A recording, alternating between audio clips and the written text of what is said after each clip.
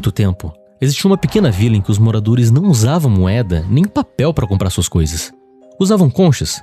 Uma banana custava 2 conchas, um pão custava 5, um par de sandália custava 10. Todo mundo acreditava que aquelas conchas eram valiosas. Isso porque a vila ficava muito longe do mar. Pouca gente fazia o caminho até a praia, que era longo e cansativo. As conchas que chegavam vinham em pequenas quantidades, trazidas por viajantes. E como eram difíceis de conseguir, pareciam raras. Cada família guardava suas conchas em potes dentro de casa. Quanto mais conchas alguém tinha, mais rico era considerado. Até que um dia, um jovem da vila resolveu andar mais longe do que de costume em direção ao mar.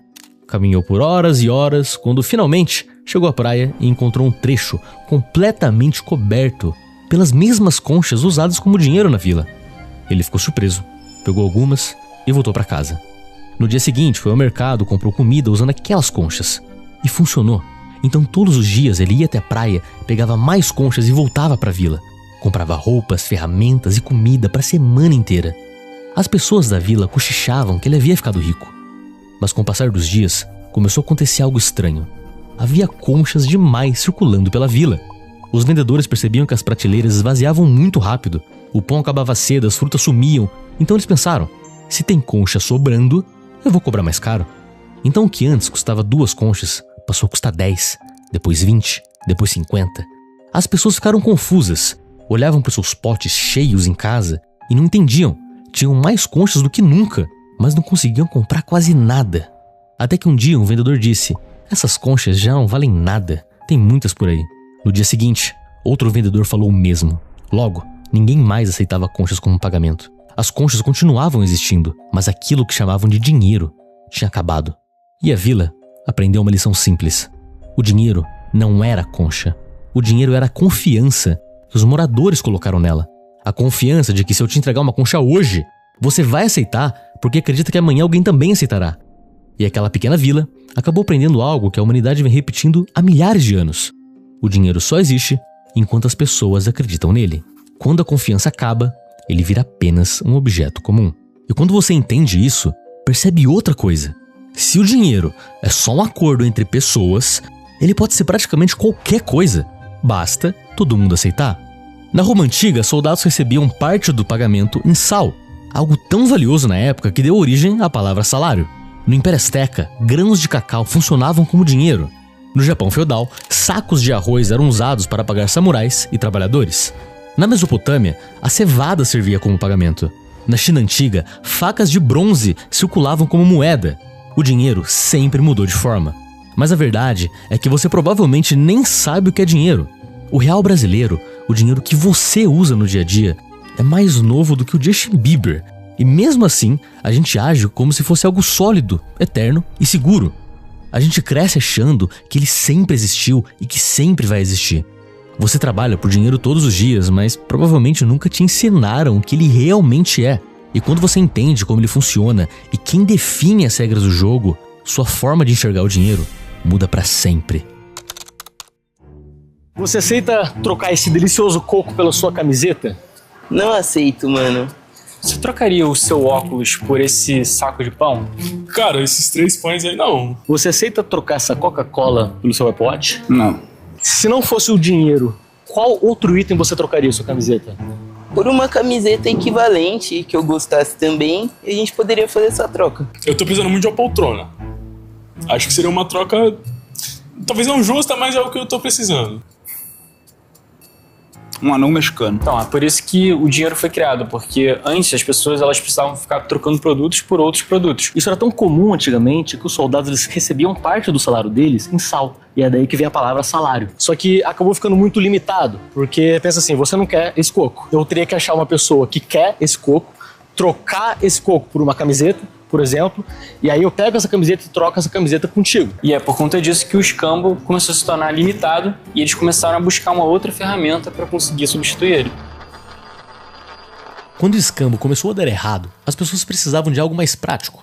A solução foi usar metais preciosos. Ouro, prata e cobre tinham vantagens claras. Não estragavam, podem ser divididos em pequenos pedaços, são fáceis de carregar e eram valiosos em qualquer lugar do mundo. Logo, esses metais começaram a ser moldados em moedas com selo do governo. Era como uma garantia oficial de que essa moeda vale isso. As primeiras moedas assim surgiram por volta de 600 anos antes de Cristo, no reino da Lídia, onde hoje é a Turquia. A região era cheia de ouro e prata, e como era rota de comércio, surgiu a necessidade de criar um padrão. Essas moedas eram feitas de uma mistura natural de ouro e prata chamado electrum, e traziam um selo oficial do governo, garantindo o valor. Foi a primeira vez na história que o metal ganhou uma forma de moeda, como a gente conhece hoje em dia. Olha essa moeda que eu comprei. É uma moeda muito antiga. Quem que é essa pessoa que tá nessa moeda aqui?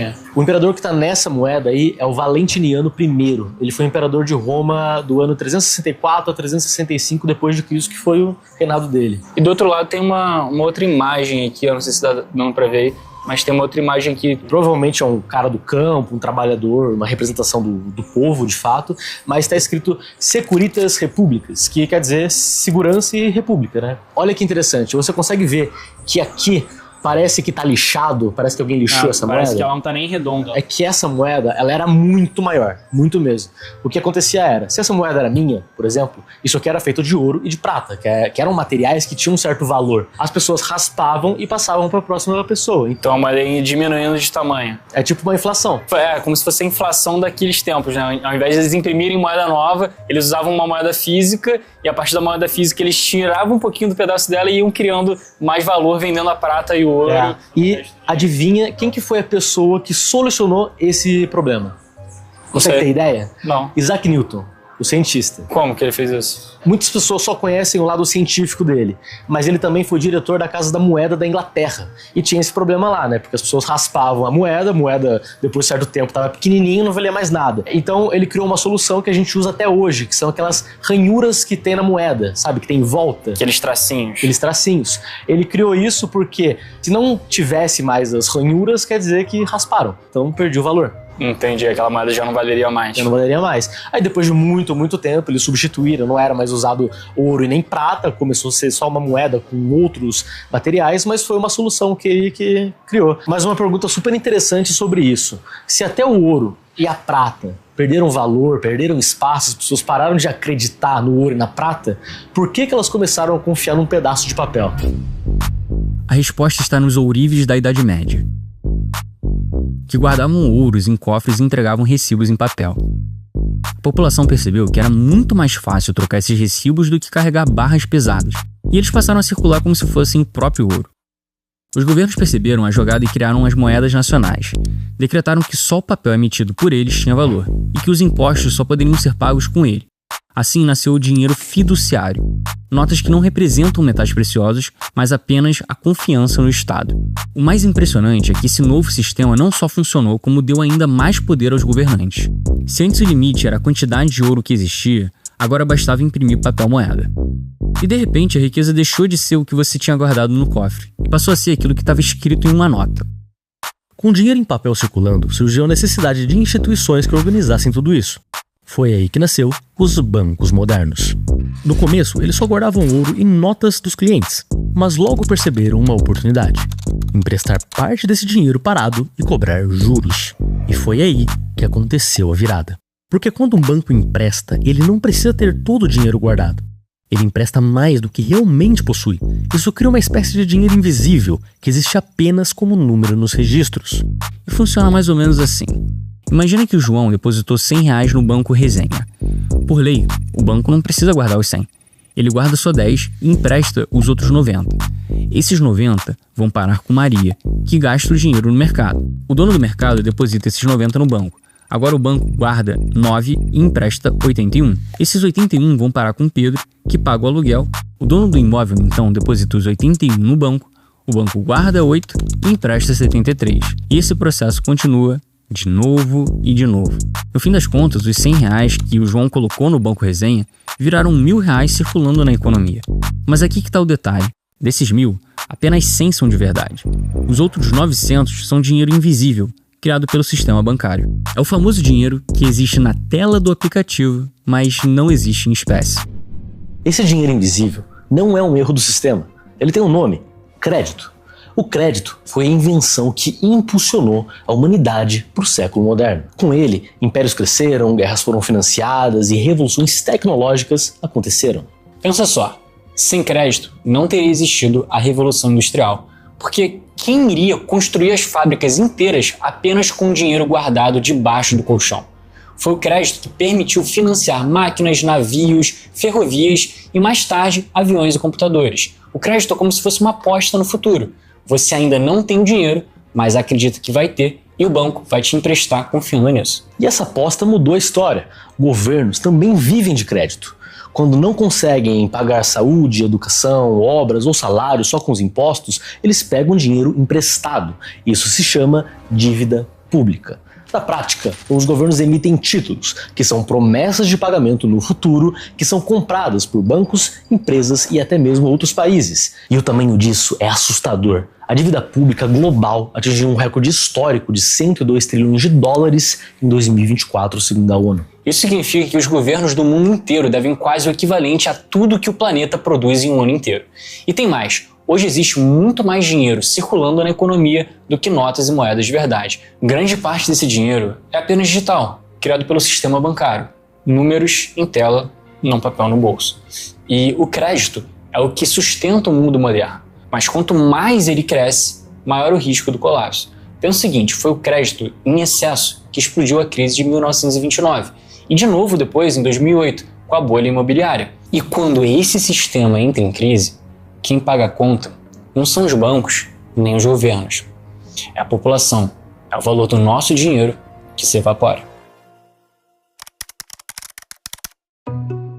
Todo mundo já escutou aquela frase que antigamente dava para comprar muito mais coisa com muito menos dinheiro. Então dá uma olhada nisso daqui que a gente acabou de encontrar. A gente achou aqui um site muito antigo que publicava panfletos do ano 2000. Esse panfleto aqui é de novembro de 2000 e tem alguns produtos, como por exemplo, açúcar, arroz, feijão. A gente vai pegar esses panfletos, vai no mercado agora, vai comprar os mesmos itens e vai mostrar o preço deles e a diferença de quanto que era naquela época, de 25 anos atrás, e quanto que tá hoje. Bora lá!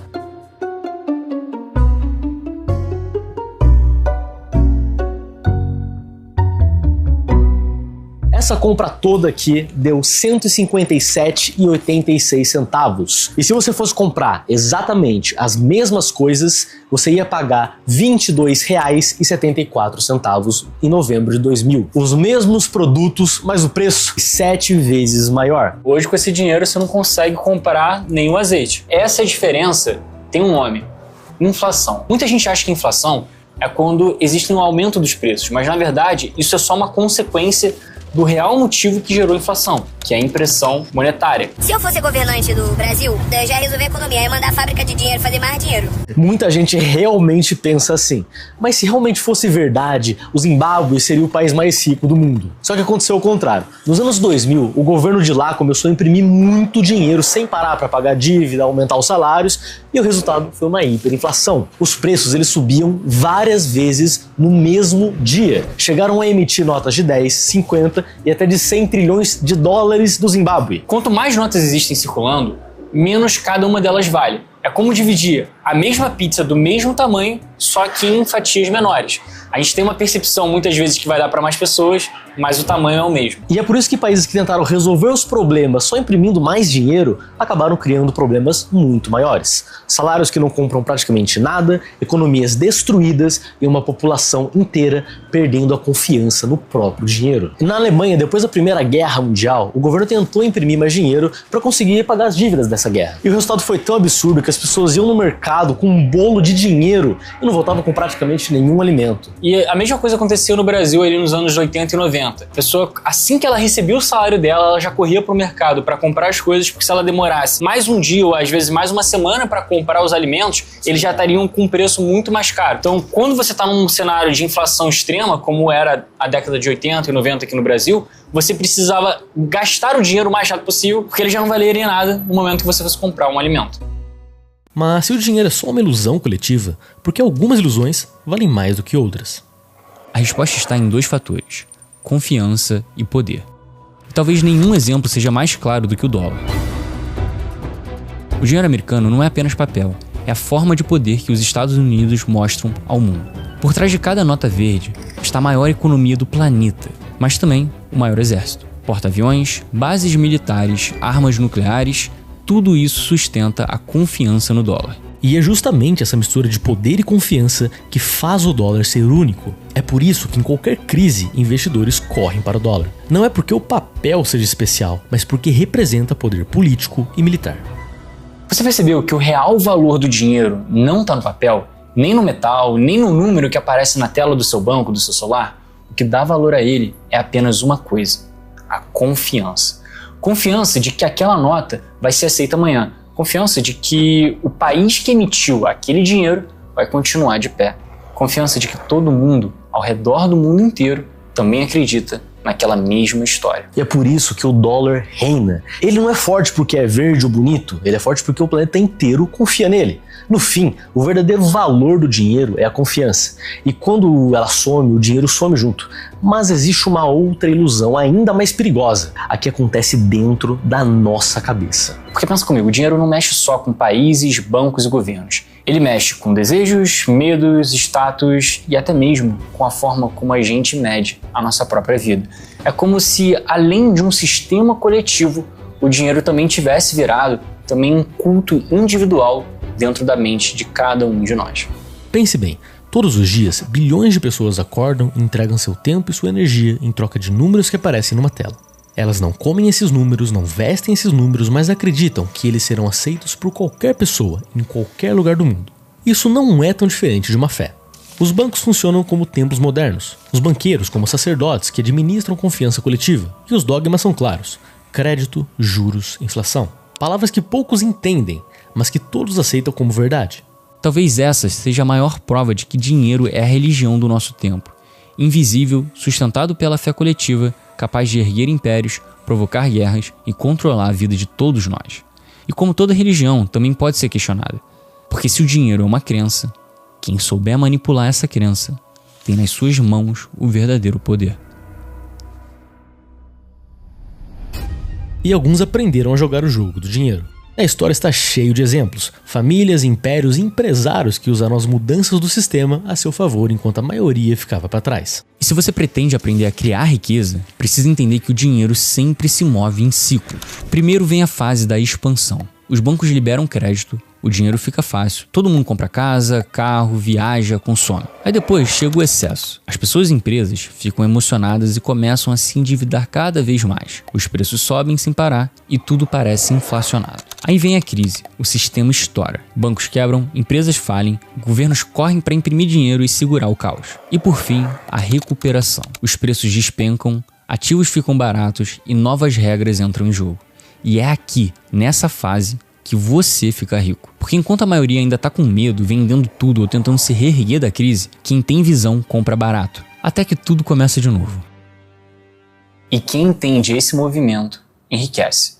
Vou te contar aqui alguns exemplos. Na Revolução Industrial, primeiro veio a expansão. Crédito fácil, ferrovias crescendo, fábricas surgindo em todos os lugares. E depois de excesso, veio as dívidas, exploração dos trabalhadores, empresas infladas, mas a crise chegou com um pânico de 1873. Uma depressão que durou 6 anos e faliu milhares de negócios. E foi na recuperação que Andrew Carnegie e John D. Rockefeller dominaram o jogo. Carnegie ergueu um império de aço e Rockefeller monopolizou o petróleo. E o resultado, ambos se tornaram os homens mais ricos daquela época. Em 2008 veio a expansão, todo mundo comprando casas com hipotecas baratas. Depois, o excesso. Mercado imobiliário nos Estados Unidos inflado e famílias endividadas, até que a bolha estourou com a queda do Lehman Brothers, gerando a maior crise desde 1929. Na recuperação, Warren Buffett comprou ações de bancos e gigantes como o Goldman Sachs e a General Electric, saindo ainda mais rico e reforçando sua fama de oráculo de Omaha.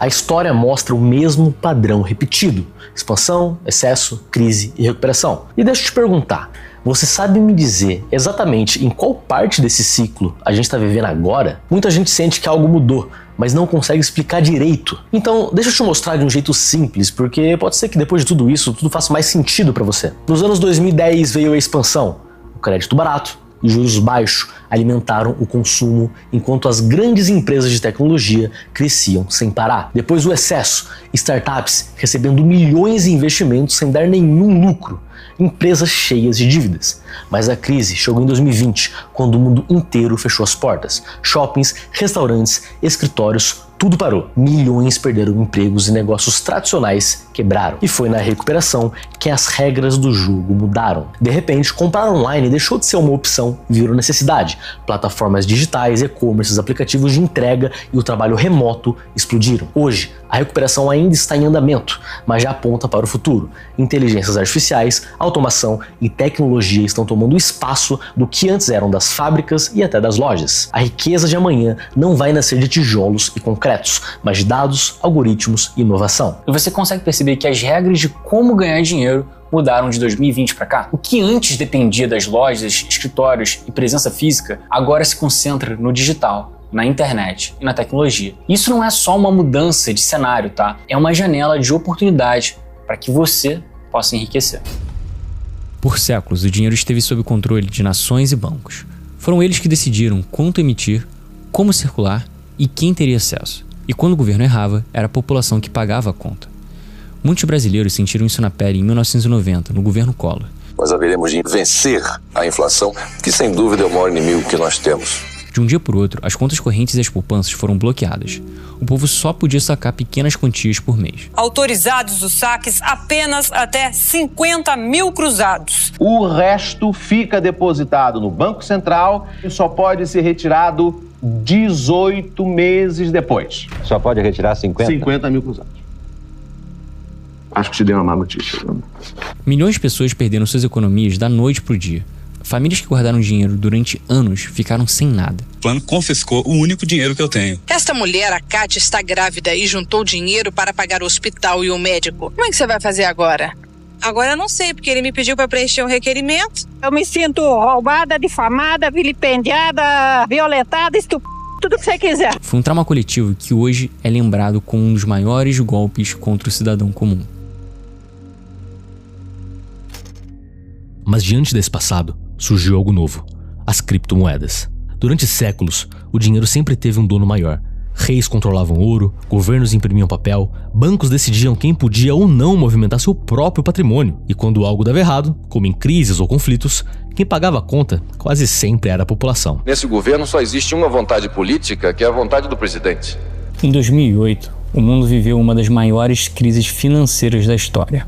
Tudo começou quando bancos nos Estados Unidos passaram anos emprestando dinheiro para muitas pessoas comprarem casas, mesmo sabendo que várias delas não conseguiriam pagar. E esse dia chegou. Várias famílias começaram a atrasar os pagamentos, as casas perderam valor e aquele dinheiro simplesmente parou de circular. Os bancos ficaram sem dinheiro, empresas fecharam, pessoas perderam empregos e milhões tiveram que sair de suas casas. Um dos maiores bancos dos Estados Unidos, o Lehman Brothers, quebrou. E aí todo mundo entendeu que o problema não era só um banco, era o sistema financeiro inteiro. Mas enquanto pessoas comuns perdiam casas e empregos, bancos foram salvos com dinheiro público. E foi nesse clima de revolta e desconfiança que, ainda em 2008, alguém, usando o pseudônimo de Satoshi Nakamoto, apareceu na internet com uma ideia diferente: criar um dinheiro digital que não dependesse de bancos nem de governos. Um dinheiro que ninguém pudesse confiscar, congelar ou imprimir do nada. No começo, quase ninguém levou a ideia a sério, mas esse dinheiro novo tinha regras diferentes. Ele não ficava guardado em um banco, ele era registrado em uma espécie de livro público na internet, que qualquer pessoa podia ver. Esse livro não pertencia a nenhuma empresa e a nenhum país. Ele era compartilhado por milhares de computadores ao redor do mundo. Esse sistema ficou conhecido como blockchain, e o dinheiro criado ali recebeu um nome: Bitcoin. E além disso, existia um limite claro. Desde o primeiro dia, só poderiam existir 21 milhões de Bitcoin. Nunca mais do que isso. Não podia ser impresso quando o governo quisesse, não podia ser congelado por um banco, não podia ser copiado infinitamente. Era como se alguém tivesse criado um dinheiro com uma regra fixa, impossível de ser manipulada. No começo, valia quase nada. Pessoas trocavam Bitcoin por pizza, jogos e faziam transações só por curiosidade. Mas aos poucos, mais gente começou a entender a ideia. Perceberam que aquilo não era só tecnologia. Era uma resposta às crises, aos conflitos, ao medo de perder tudo da noite pro dia. Pela primeira vez, qualquer pessoa com celular podia guardar dinheiro sem pedir permissão. E foi aí que muita gente começou a pensar que talvez o futuro do dinheiro não esteja em prédios gigantes de bancos, e sim em códigos. E assim como as conchas daquela vila, o dinheiro está apenas mudando de forma mais uma vez. Mas pela primeira vez, temos a chance de acreditar em um dinheiro que não serve a reis, imperadores ou governo, e sim as pessoas que escolheram confiar nele. O dinheiro sempre foi uma ilusão, mas agora, pela primeira vez, podemos escolher em qual ilusão acreditar. O dinheiro é, e sempre foi, a maior ilusão já inventada pela humanidade. Entender isso não é apenas sobre enriquecer, é sobre deixar de ser escravo e começar de verdade a ser livre.